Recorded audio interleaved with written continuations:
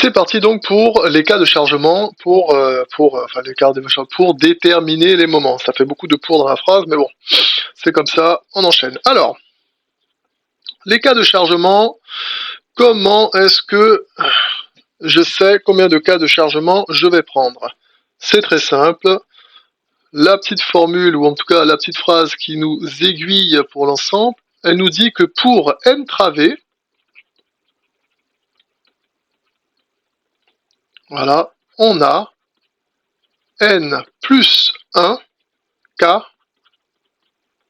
de chargement.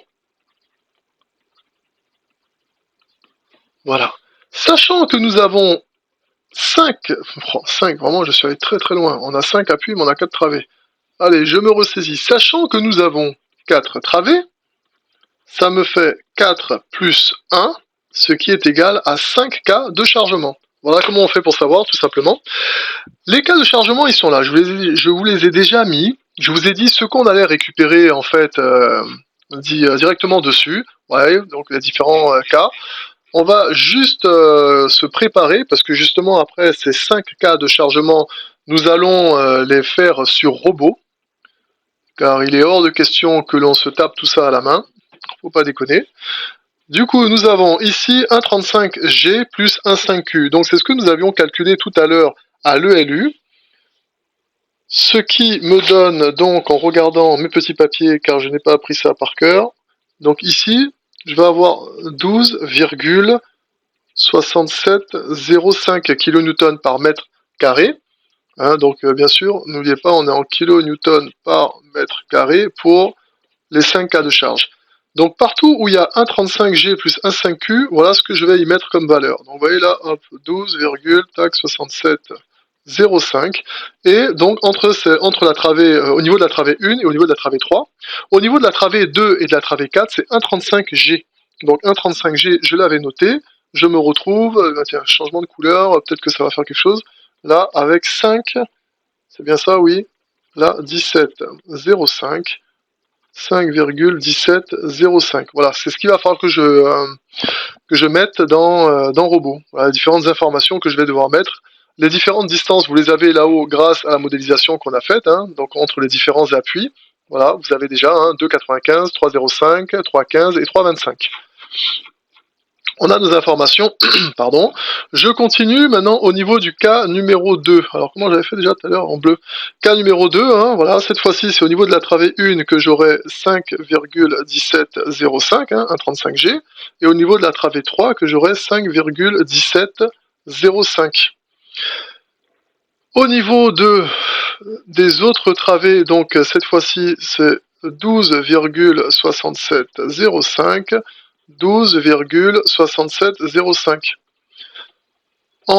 Avec ce cas de charge-là, je vais pouvoir trouver, vous voyez, le moment au niveau de la travée 2, c'est ici, qu'on aura le moment max, et au niveau de la travée 4, j'aurai le moment max que je vais pouvoir récupérer. Tout à l'heure, c'était au niveau de la travée 1 et au niveau de la travée 3 que je récupérais l'information.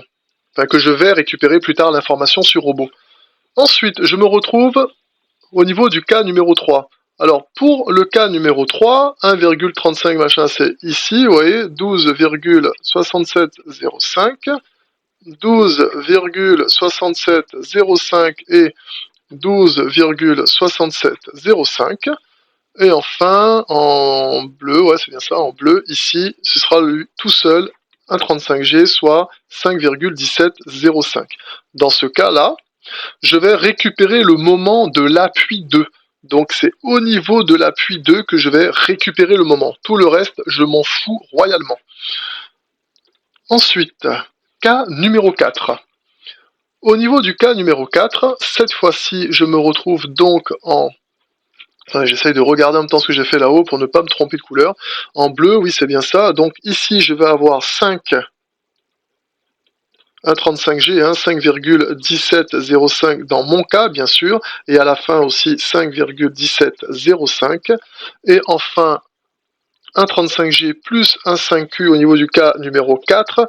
Dans mon cas, c'est 12,6705 12,6705. Voilà. Et ensuite, avec le cas numéro 4, je récupère le moment de l'appui 3. Voilà, celui-là. Il n'y a que celui-là qui m'intéresse.